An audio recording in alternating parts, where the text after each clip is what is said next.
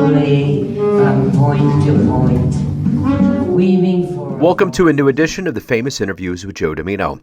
On this episode, we talk with award-winning filmmaker Melody Miller and executive producer Elisabeth Montgomery on the film Ruth Weiss, The Beat Goddess.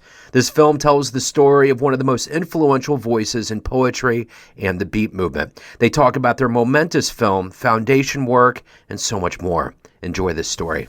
A minute out, and to kind of keep everything in context here, kind of introduce yourself and your role so everybody knows who you are as we kind of interchange.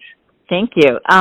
Yes, I'll go first. My name's Elisabeth Montgomery, and I'm the producer of Ruth Weiss, The Beat Goddess, which is a documentary film about a poet who lived from the late 1920s through 2020. And she had a remarkable life as a poet.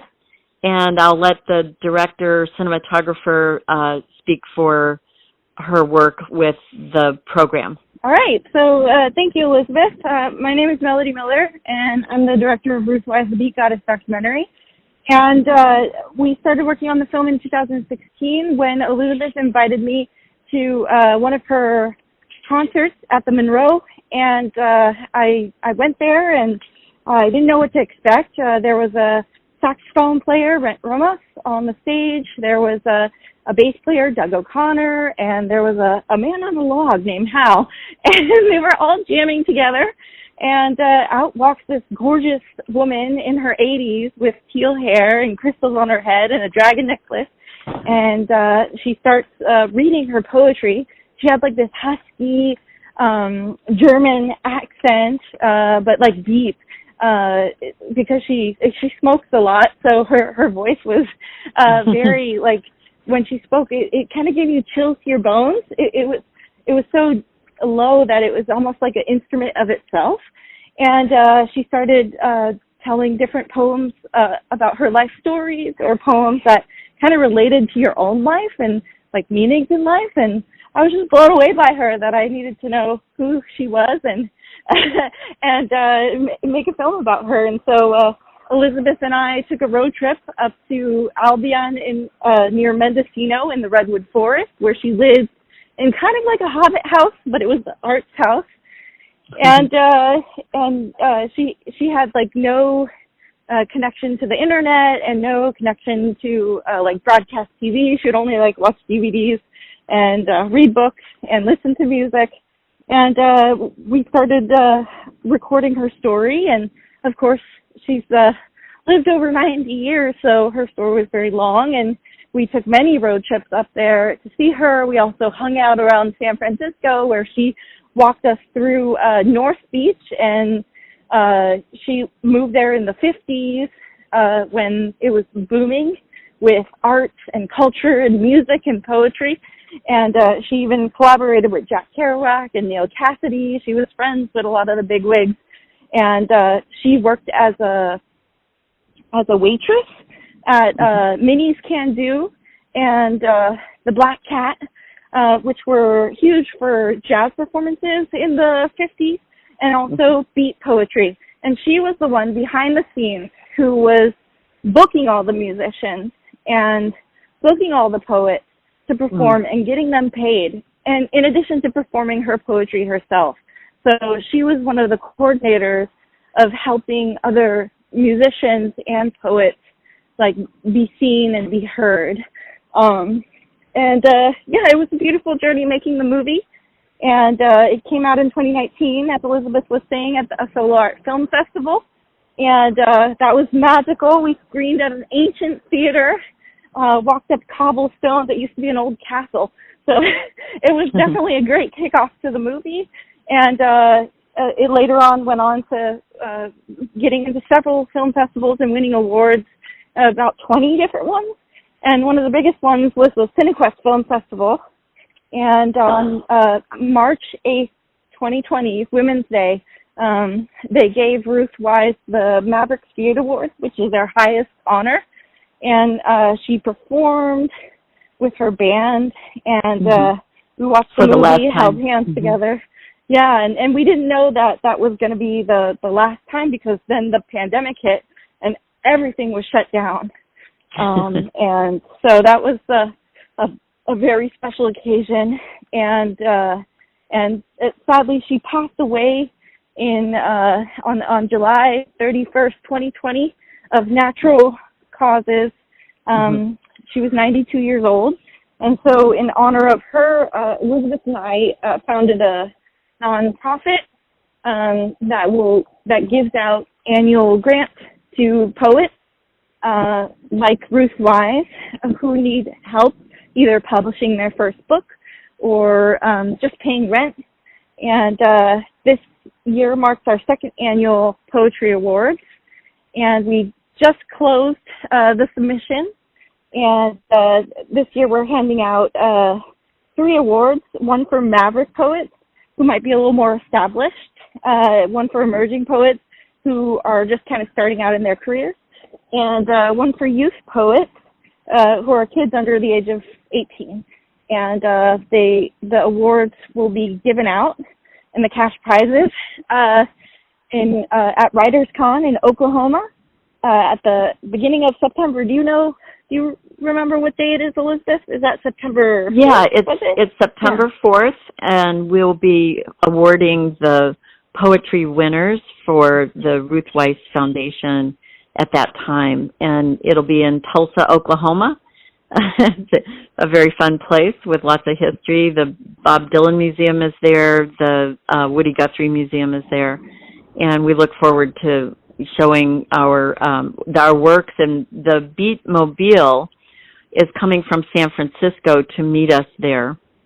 And we'll be together talking about writers from the Beat generation and also giving our awards for the year.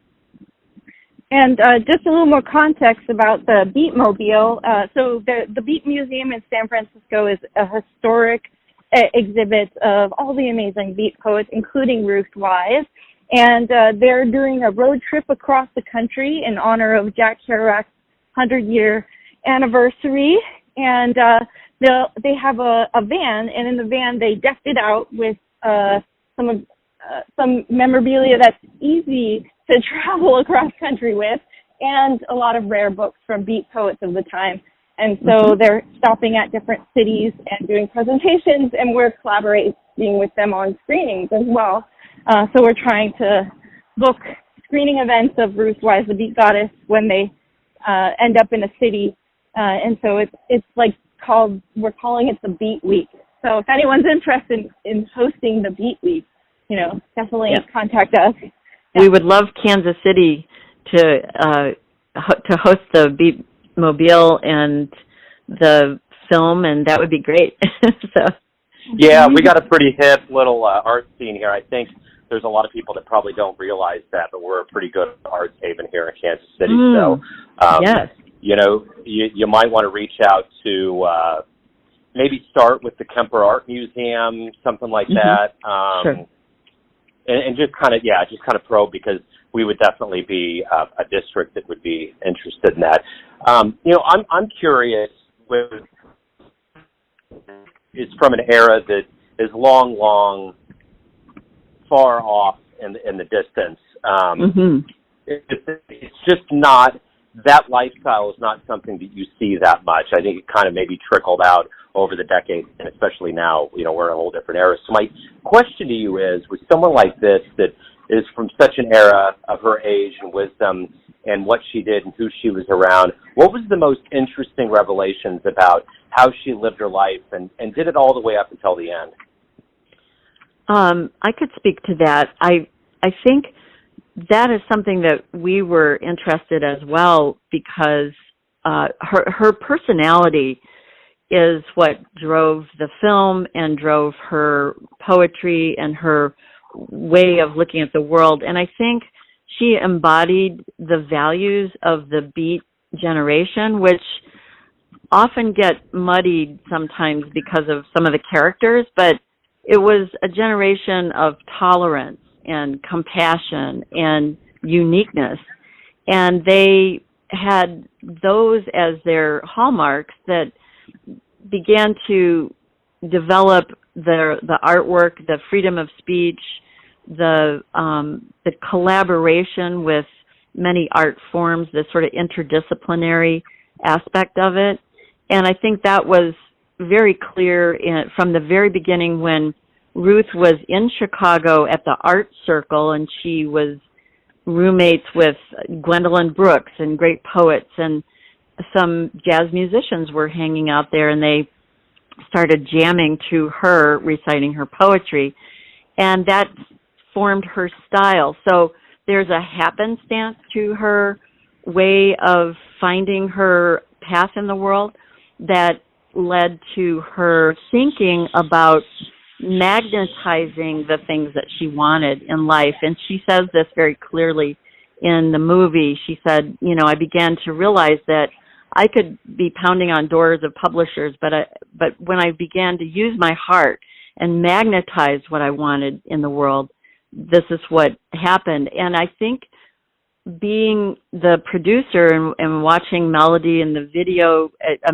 the documentary evolve, I felt that was her manifestation of her passion and her truth. And so why would young people want to know about her? What is compelling them? There's a lot of themes that go through her life. One is that war is bad for children, and that's why she turned her hair green after watching the movie The Boy with the Green Hair with Dean Stockwell. Great movie. And also, she was avant-garde like Ken Nordine, the great jazz orator. His oratory would go over jazz music. Hers would be jazz musicians playing to her poetry. So those are the several things that are intriguing, and I think young people are very attracted to it, and they can see the value in her values. Elisabeth, what you said is beautiful and exactly how I felt too when I met Ruth Weiss when I was in my 20s. I really connected with her, and it became like a friendship. Her age didn't really matter. A lot of the values that she believed in and fought for is what I get to live through today and many other women. And if it wasn't for her and her hard work to get her poetry published and to help other musicians and poets to get their work out there, it would have been a very different America today. So is this the first time that a film or a major project has been made featuring her? Or is this kind of her introduction into the world, so to speak? She's been in several smaller productions. She was an actress for a lot of Stephen Arnold movies, and very avant-garde in the 60s. She was a model in a lot of at the San Francisco Arts Institute, and she met lots of painters and filmmakers, and so she's acted in movies, and she's also directed her own films in the 60s, and she's sometimes she gets into really big places and people know her. She's performed at the Holocaust in Berlin. They had a Holocaust Remembrance Day, and she's performed in front of thousands of people with her poetry because she's a survivor of the Holocaust. There are also a couple other films that have been made over the years about her, but I didn't feel like they represented her in the way that I could as an artist. And that's the calling of all artists, is when you find a subject that you're really passionate about and you think about how you could tell the story different than other artists can, and just have that calling and passion. That's how it happens. She also, sorry about that, she also she published about 15 books and numerous plays, and so her name was well known, but in terms of a Beat Generation poet, she was not until there was a scholarly book written called Women of the Beat by Brenda Knight, and that put her back on the map in her 80s. And her longevity helped quite a bit because many of the women of the beat had passed away. So obviously we're in really divisive, dark, strange times in this country. Why do you believe this film would be beneficial for people to understand her story? What kind of change do you think she can continue to make, even though she's not with us anymore, her legacy, so to speak? I think I asked her that in one of the interviews in the movie, like, kind of what does she hope her poetry brings to other people? And she said that there's so much violence and hate in the world, and she thinks that's because people aren't doing what they were meant to do. They aren't following what's in their heart, their passion, their true callings. They're kind of just going into a job that they don't like, and they hate their lives. They hate everything about it. And she feels that if people start doing more of work that they love, whether it be through music and the arts or carpentry or mechanics or, you know, just following that passion, there would be more love and less violence in the world, she felt. And that's and she also had a very strong message for the environment in many of her poems, but also in her activism to save whales where she lived. And that was something that she spoke about as well. This year's Poetry Award is going to poems that are about the ecology, environment, you know, biosphere. And that's also something that will impact what's going on now. So where can people see this film? I think that's one of the big things right now. If people listen to this and they're very interested and they want to see it, how can that happen? Well, it's going to be available on Amazon and PBS and iTunes and Plex and Tubi and Vudu and all the sites. And the easiest way to find it, if you go to ruthweissfilms.com, or if you just Google Ruth Weiss, you'll be able to see all the sites that the movie is on. We're going to be broadcasting on PBS starting in August 27th. And it will be for the next 3 years. So if you want the movie to be broadcast on your PBS station, definitely contact them and ask for a time.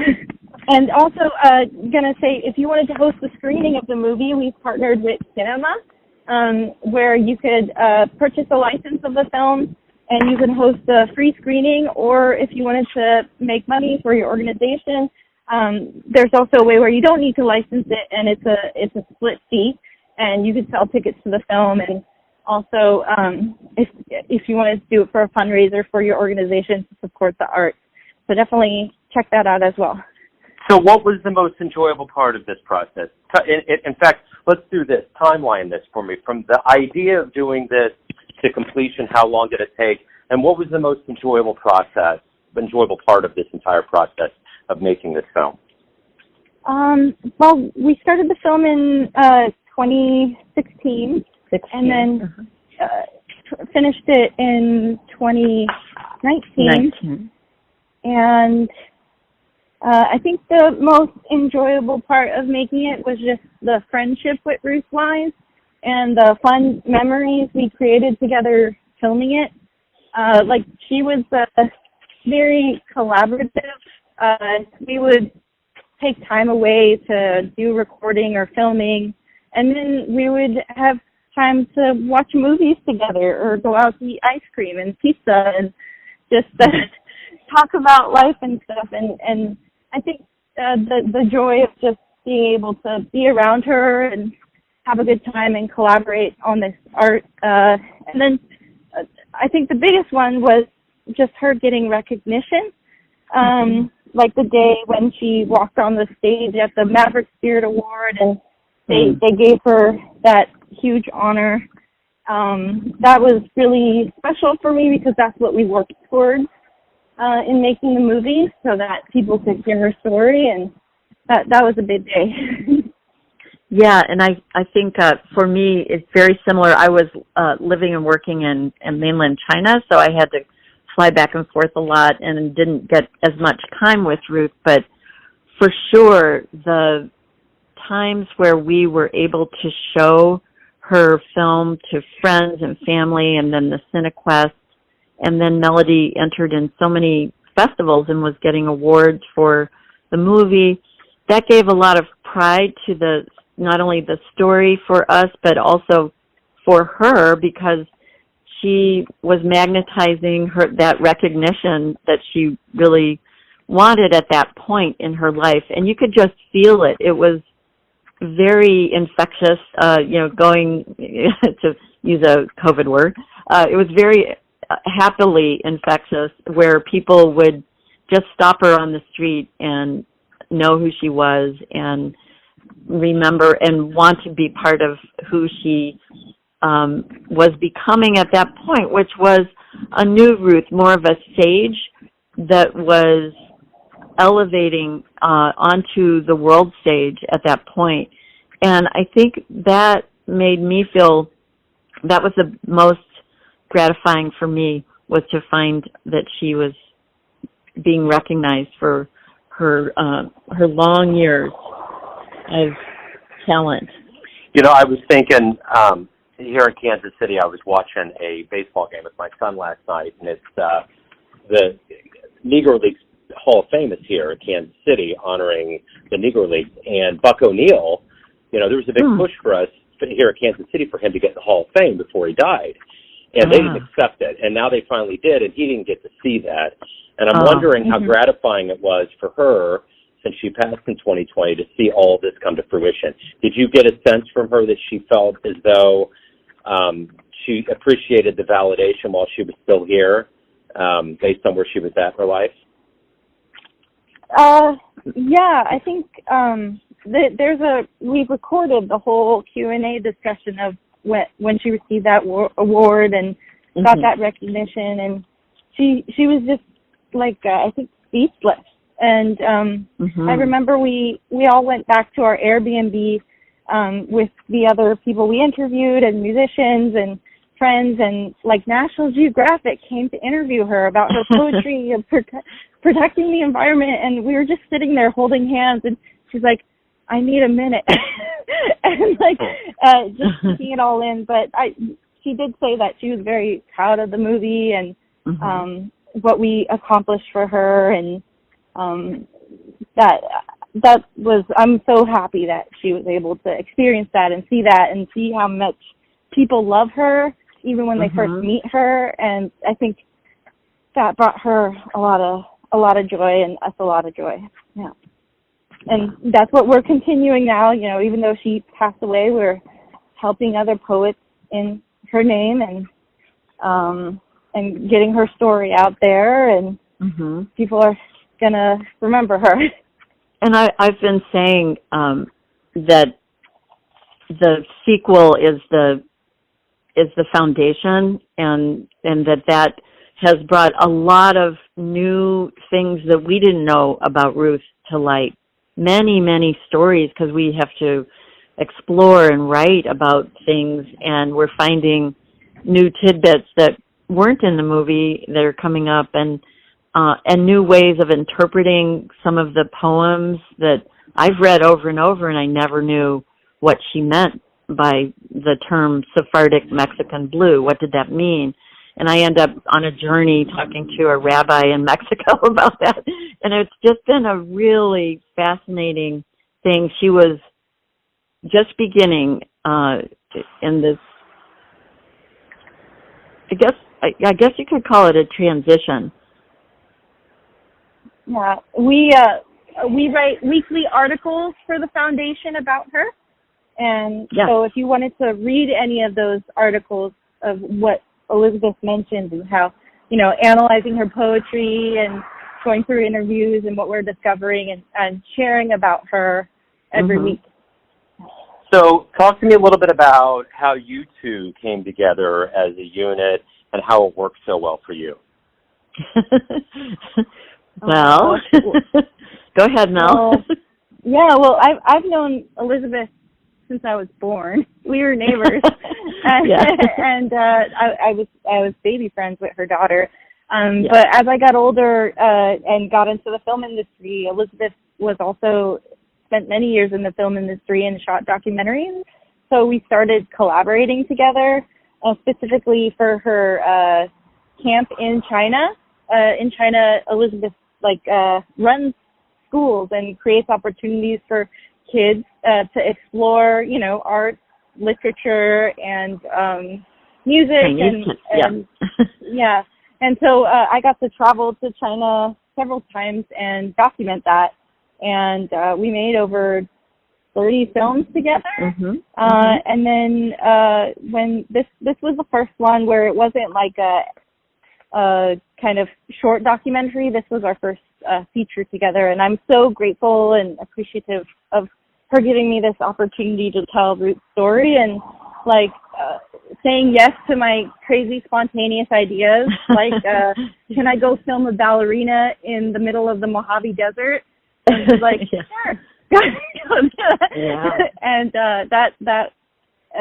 I'm so grateful to you, Elisabeth, and thank you for believing in me and believing in the story and your utmost support, and I love you so much.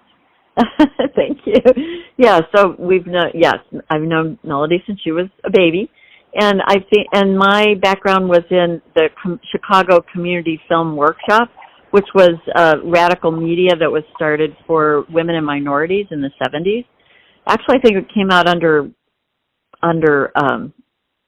Nixon, but it was an interesting path to take. I was doing it kind of adjunct to community development work. And Melody's passion for her first film was about trafficked children. It's just amazing, California's Forgotten Children. And I saw that, our values were always linked, but how much as a young person they began to really consolidate. And then we have that artistic side, too. So it was such a pleasure to be at a point in my life where I could actually, over many years, but, produce this with Melody, and I felt total trust in her judgment and her budgeting. She's very good at that and keeping things real, and it was just amazing. And her cinematography is what makes the film. So what's next? Do you have anything else that you're working on that's on the horizon? Mel? Well, I'm starting to scratch the surface of some ideas of the next project. Right now I'm mainly working as a cinematographer, shooting other people's movies.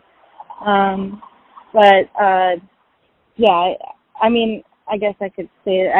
I just had a baby, so I'm focusing on the baby. But I'm meeting lots of other mothers and hearing their stories through breastfeeding, and I think it's really empowering and important for kids to breastfeed, and I can see my son growing, and he's already walking like 1-year-olds, and he was only 7 months old. So I know how important it is. So I might do something about that, empowering other women to breastfeed their children. Yeah. Yeah, and it's so wonderful to see. I'm the godmother. I'm very happy to have that role. It's a big responsibility. I think that means moral training or something. But the key for me, I have a story of something that I'd like to do that is from Chicago. It's Dave's Italian Kitchen is a famous restaurant in Evanston, Illinois, and it's been around for 50 years, and it's one of those kind of quirky, but I could see a short film on it and have it coordinate with a lot of jazz music, people who are here in Chicago who've frequented this establishment for many decades, and there's a lot of enthusiasm for that. So hopefully we can get that off the ground. Yeah, and for me being, kind of a jazz guy here, I'm curious, the backdrop to the beats, the backdrop to that generation really was the music. And I'm curious your thought on how important was jazz in the development of their ideas, their poetics, their lifestyle, and kind of their overall push for environmental factors and everything that they really kind of were going for. Mel, do you want me to take that, or do you have ideas on it too? You could go first while I put together my thoughts. Okay. Yeah, jazz was integral, especially bebop. That would be, I think, the culmination of white people really enjoying jazz music and understanding it and being able to play it, and having, because they weren't so much involved with the blues, but it had evolved by then. And then to have the great jazz, outdoor Newport Jazz and all the different venues that began to come up in the 50s and 60s, and people were very exposed to it. So the writers the cadence began to change, and they began to have a way of speaking with word jazz and kind of mimicking the sounds that they were hearing, and the way that jazz was maybe asynchronous at times. You know, if I'm thinking of Ornette Coleman or someone like that, as you could get that far radical into asynchronous, or you could be they would speak like Stan Getz and those kind of jazz musicians that were more to an instrument that resonated with the poets and the writers. And I think that really came out in the way Jack Kerouac wrote, and also the way Ruth Weiss wrote. Jack Kerouac was a long and rambling and maybe asynchronous, didn't have punctuation. On the Road was one of the first books to completely break the genre of novels, and so the genre of poetry was beginning to crack as well. And so Ruth loved the haiku, Japanese style, and that's something that she concentrated on with artwork. So again, you know, that freedom to, I'm not just a poet, I'm whatever I want to be in this moment with my medium as poetry. And I think that jazz contributed to it all along the way.